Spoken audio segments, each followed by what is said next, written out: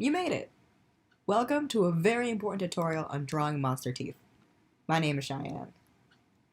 Believe it or not, subtle things like drawing monster teeth can change your monster from going from cute to terrifying in a matter of seconds, or the reverse. Today I'm going to show you a couple of my favorite ways to draw monster teeth. So before we begin, here's a couple tips to keep in mind. I'm going to be using a Wacom pen and tablet and Autodesk Sketchbook Pro as my drawing program, but you can work in any medium that you find the most comfortable. Try not to worry about mistakes, practice makes perfect, and you can always start over and try again. Also remember to drink water, stretch, and make sure you look away from your drawing, especially if you're working digitally like I am. Consider the next couple of speed drawings I'm going to show you as suggestions or cool things that you can doodle. Okay, now for the fun part. Let's begin. So, we're going to start with rounded teeth.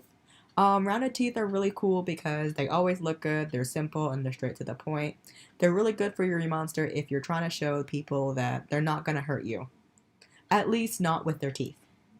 Today I seem to be drawing a TV set come to life. He looks a bit distressed right now, but don't worry, he's going to come out with some really cool teeth in a minute. So what you're going to see me do on the top row of his mouth is that you're going to see me draw a couple of identical semicircles on the top row. And then on the bottom row, I'm going to have a little bit of fun and change the sizes from narrow to wide to tall to short, just to make them interesting.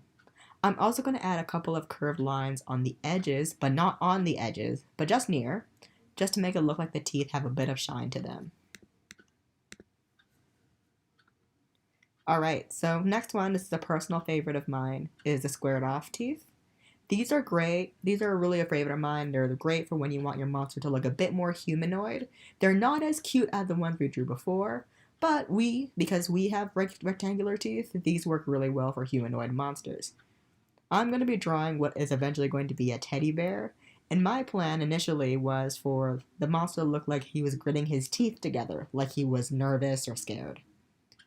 Because the mouth is kind of oddly shaped, I'm going to be following the shape of the mouth.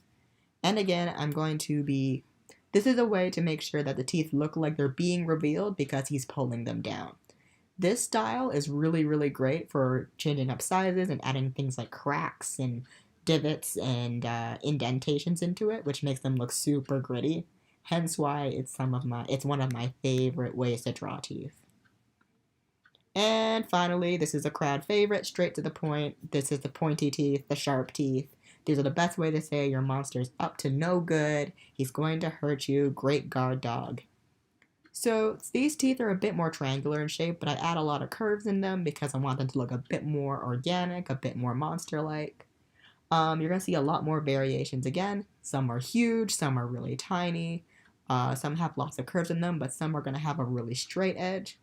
You'll notice that there's one tooth in the corner that's going to have a crack in it. And I think this makes sense because our creature here is biting into a pizza box.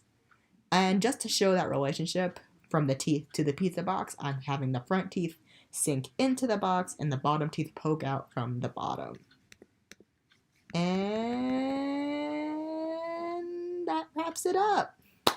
Remember that these are just suggestions for your own monster drawing, so feel free to use these as a basis, as inspiration, or try a couple of different teeth that I didn't even think of. Thank you so much for watching.